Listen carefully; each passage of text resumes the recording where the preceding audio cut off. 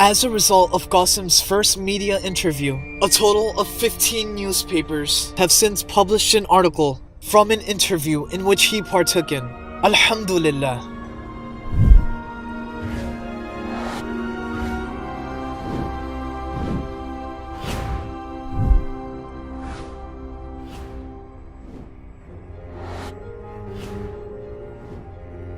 I will share what they said about Muhammad Qasim.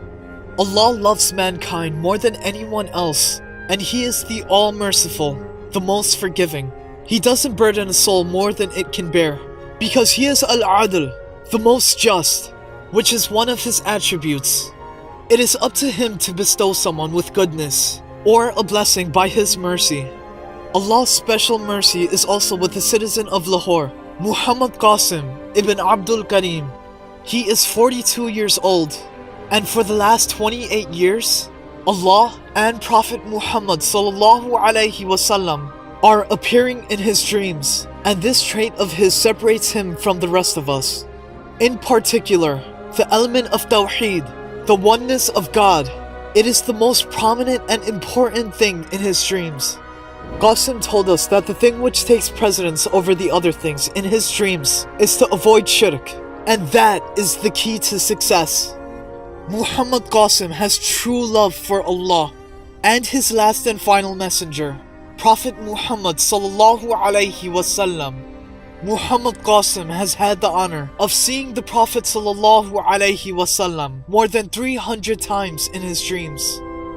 He never had the audacity to lift his head up and look into the blessed face of the Prophet sallallahu alaihi wasallam. However, he explains that the experience is such as if there is immense nur, and I am standing there with respect and talking to him. He further said that he saw his first dream at the age of 5. In that dream, he is climbing stairs from the roof of his house going up into the heavens. He finally reached a point where he felt that these stairs will lead him straight to the Lord of the worlds, Allah.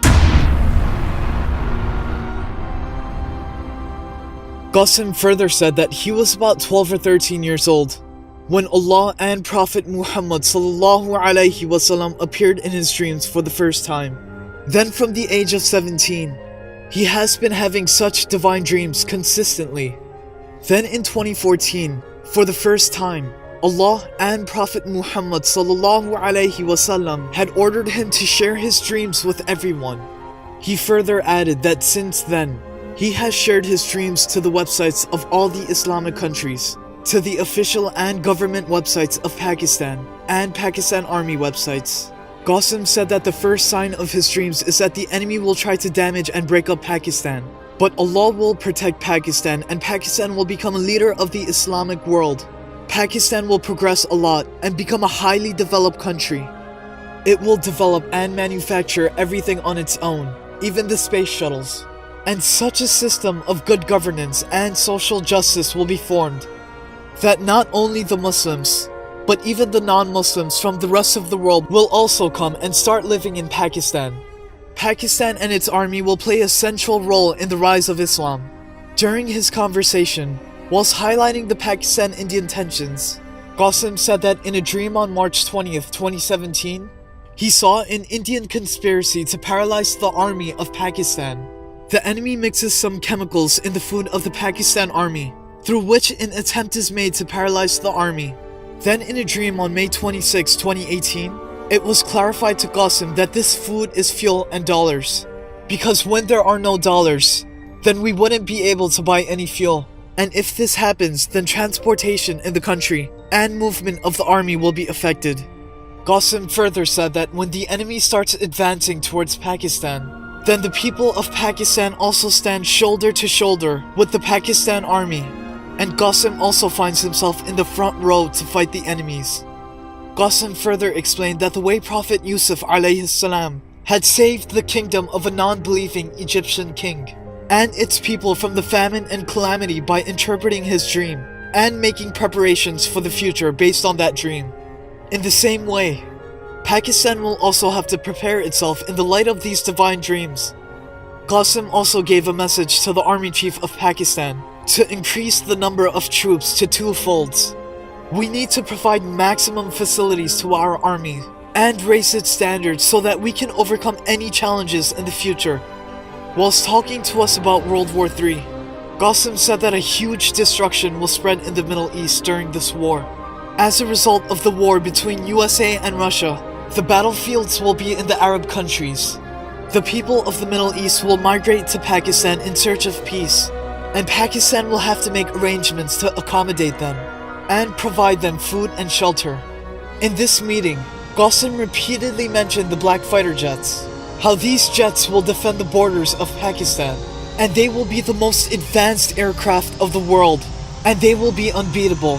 These black fighter jets will be a special mercy from Allah, and with their help, we will also free Kashmir well before Ghazwa-e-Hind. And India will be so scared of these black fighter jets that it will not dare to attack Pakistan alone. Qasim further said that when these black fighter jets jump into the Middle East to regain the lost territories of the Muslims, then they will defeat both USA and Russia, and there will be no one to stop them from fighting against oppression. Whilst talking to us about the end of times events, Qasim said that he has seen Dajjal many times in his dreams, and also Yajuj and Majuj when they unleash an attack. He has also seen Prophet Isa alayhi salam in his dreams, and the fact that after his descent, the Muslims start living with him. During his conversation, the thing that Qasim stressed the most upon is to avoid shirk.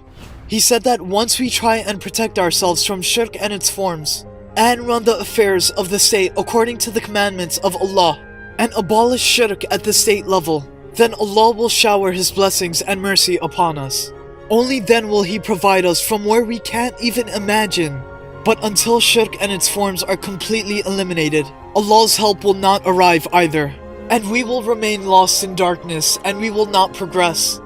Once we abolish shirk at the state level, then Pakistan will surpass the rest of the world in the field of science and technology, and will become a real welfare state, and the world will give examples of Pakistan's progress and prosperity. Qasim explained that the reason he is stressing most on avoiding shirk is also due to the fact that the very first message that Allah sent through all the prophets is to avoid shirk and remain firm on Tawheed. And the last and final prophet of Allah, Prophet Muhammad sallallahu alaihi wasallam, also invited people towards Tawheed and told them to avoid shirk, and then went on to establishing a successful society. As a minor ummati of Prophet Muhammad sallallahu alaihi wasallam, we also need to follow his sunnah and establish a successful and welfare society. And shirk needs to be eliminated at the state level.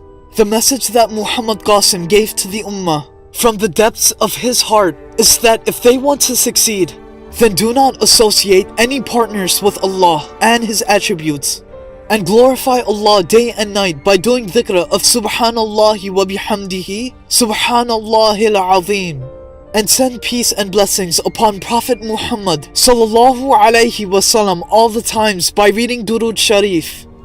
During his conversation, Qasim also mentions that when the news of his dreams reaches the top leadership, the Prime Minister of Pakistan and the Army Chief, then Prophet Muhammad sallallahu alaihi wasallam will give witness to them through a dream that Qasim's dreams are true and they are from Allah, and things are going to happen as it has been shown to Qasim in his dreams.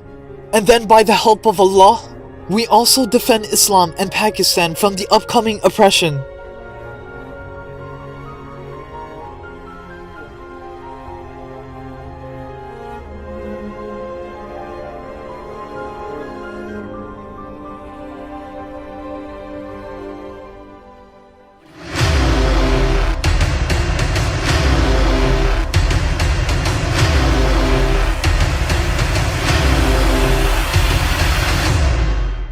हज़रत मोहम्मद मुस्तफ़ा सल्लल्लाहु अलैहि वसल्लम के उम्मती होने के नाते जिस ख्वाब में अपने प्यारे पैगंबर मोहम्मद सल्लल्लाहु अलैहि वसल्लम को देखते हैं, वो दुनिया का बल्कि इस कायनात का सबसे बाबरकत ख्वाब हम उसको कह सकते हैं। कासिम का भी मामला ऐसा है कि कोई रूहानी उनका ना ताल्लुक़ है, ना कोई विर्द वज़ाइफ इस तरह का सिलसिला है, बस अल्लाह ताला की तरफ से अल्लाह ताला ने किसी को पिक करना था, उनको पिक कर लिया। क्यों अकब आने शुरू हुए, क्यों आने शुरू हुए और उनकी तशहीर का मकसद क्या है? مجھے یہ بڑا عجیب لگتا تھا کہ کس طرح سے نعمت اللہ شاہ ولی نے کہہ دیا کہ فلاں وقت میں فلاں چیز ہوگی، کس طرح قدرت اللہ شاہ نے لکھا کہ پاکستان ایسے بنے گا، کس طرح صوفی برکت علی صاحب نے کہا کہ پاکستان کی ہاں نام اقوام عالم کے فیصلے ہوں گے. یہ کہ مستقبل کے واقعات لوگ کیسے بتا دیتے ہیں. جیسے قائد اعظم کے بارے میں بھی آتا ہے کہ قائد اعظم ناراض ہو کے انگلینڈ چلے گئے تھے واپس، اور پھر حضور صلی اللہ علیہ وسلم کی انہیں زیارت ہوئی اور حضور صلی اللہ علیہ وسلم نے حکم دیا کہ واپس جاؤ ہندوستان اور تم یہ والا کام کرو پاکستان بنانے.